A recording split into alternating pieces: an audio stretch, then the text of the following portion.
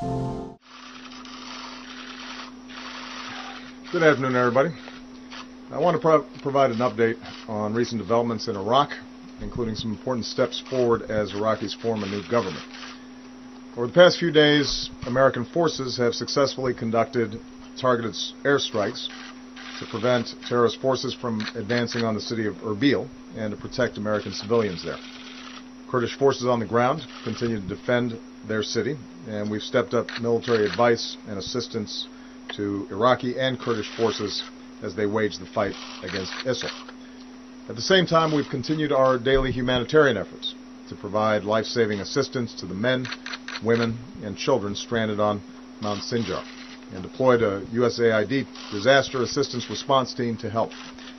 Some have begun to escape their perch on that mountain, and we're working with international partners to develop options to bring them to safety. I want to thank, in particular, the United Kingdom, France, and other countries working with us to provide much-needed assistance to the Iraqi people. And meanwhile, our aircraft remain positioned to strike any terrorist forces around the mountain who threaten the safety of these families. This advances the limited military objectives we've outlined in Iraq: protecting American citizens, providing advice and assistance to Iraqi forces as they battle these terrorists, and joining with international partners to provide humanitarian aid.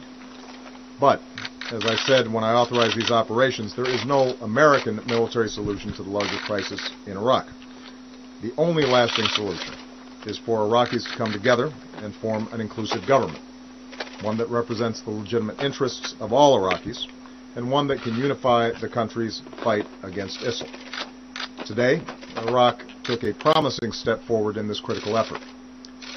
Last month, the Iraqi people named a new president.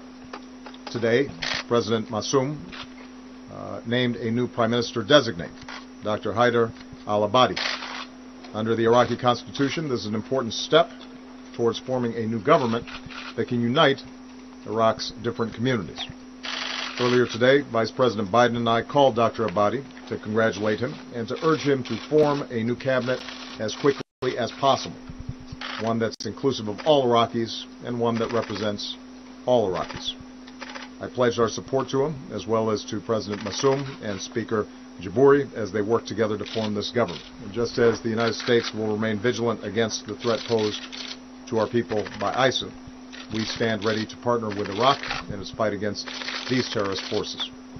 Without question, that effort will be advanced if Iraqis continue to build on today's progress and come together to support a new and inclusive government.